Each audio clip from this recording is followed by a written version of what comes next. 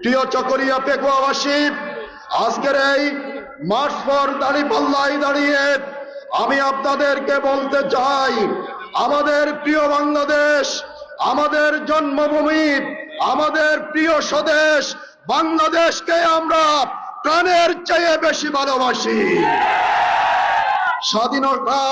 স্বাধীনতা উত্তর 5 দশকের বেশি সময় পরেও আপনার এই দেশকে বারবার আধিপত্যবাদের আপনার খপ্পরে পড়তে হয়েছে, মানুষ গোলামির জিঞ্জিরে আবদ্ধ হয়েছিল।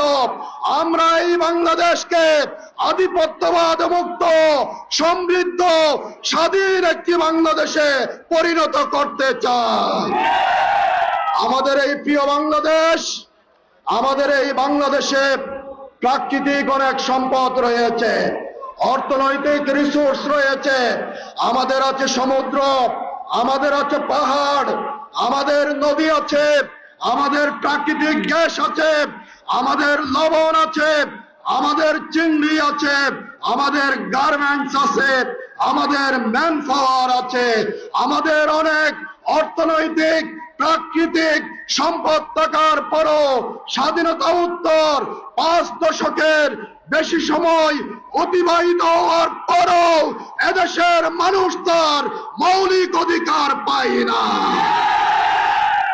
এদেশে ন্যায় বিচার কি প্রতিষ্ঠিত হয়েছে? এদেশের মানুষ ন্যায় বিচার পায়? যদি একটা দেশে, একটা রাষ্ট্রে ইনসাফ না থাকে, ন্যায় বিচার না থাকে, আপনার জীবন, আপনার সম্পদ, আপনার সন্তান সন্ততি, আপনার পরিবার, আপনার সম্পদের কোনো নিরাপত্তা কি আছে? প্রিয় ভাইয়েরা আমার, আমাদের এই দেশে আপনারা জানেন মানুষের যে মৌলিক অধিকার, শিক্ষা, চিকিৎসা, খাদ্য, বস্ত্র, বাসস্থান কোনোটাই নিশ্চিত হয়নি। আপনারা কি আপনাদের সন্তানদের বিনামূল্যে পড়ালেখা করাতে পারেন?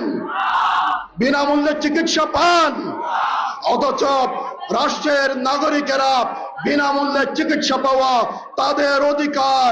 আজকে আমাদের মতো প্রাকৃতিক সম্পদ আছে এইরকম রাষ্ট্রগুলো পৃথিবীতে উন্নত রাষ্ট্রে পরিণত হয়েছে, কিন্তু 5 দশকের বেশি সময় অতিবাহিত হওয়ার পরও বিগত শাসক গোষ্ঠীদের ব্যর্থতা, স্বজনপ্রীতি এবং দুর্নীতির কারণে বাংলাদেশের সম্ভাবনাগুলো নস্যাৎ হয়েছে।